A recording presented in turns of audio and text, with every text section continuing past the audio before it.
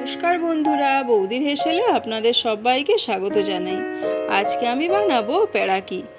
আর আমার চ্যানেলটা যারা এখনও সাবস্ক্রাইব করেননি তাদের কাছে চ্যানেলটা সাবস্ক্রাইব করার অনুরোধ রইল।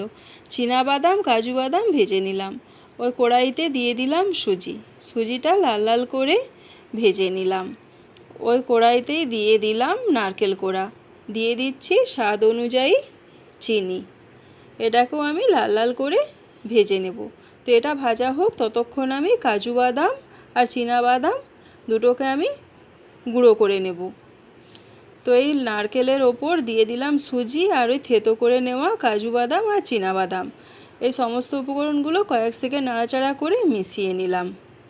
এবার একটা পাত্রের মধ্যে আমি ময়দা, লবণ আর তেল দিয়ে একটু হাতে করে মেখে নিচ্ছি। একটা বাটিতে আমি 2 চামচ মতো চিনি দিয়ে গরম জলে গুলে নিচ্ছি।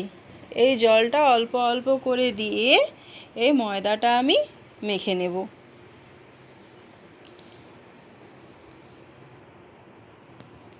ময়দাটা মাখা হয়ে গেছে, তো এবার আমি 5 মিনিটের জন্য ঢাকা দিয়ে রেখে দেব। 5 মিনিট পর আমি এরকম ছোট ছোট লেচি কেটে নিলাম। একটা বেলন চাকিতে লুচির মতো করে বেলে নিচ্ছি আর মাঝখানে দিয়ে দিলাম ওই পুরটা। এই 2 হাতে করে আমি এইভাবে মুড়ে দিলাম এবং আঙুলের সাহায্যে ভালো করে চেপে দিলাম যাতে পুরটা বাইরে না বেরিয়ে যায়।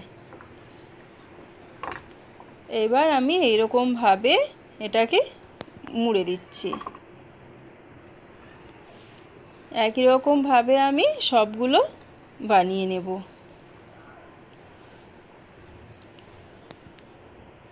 কড়াইতে রিফাইন্ড অয়েল খুব ভালো করে গরম হয়ে যাওয়ার পর আমি এই পেড়াকিগুলো দিয়ে দিলাম।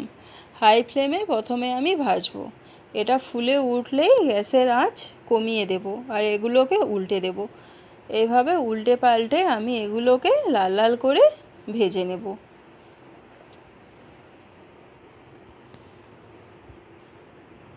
এবার এগুলো উল্টে দিলাম আর গ্যাসের আঁচ একদম কমিয়ে দিলাম।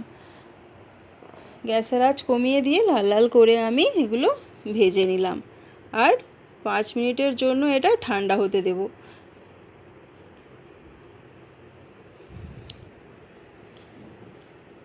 আপনারা চাইলে এটা 5 দিন, 10 দিন, 15 দিন রেখেও খেতে পারেন। এটা এখন পরিবেশনের জন্য একেবারে তৈরি।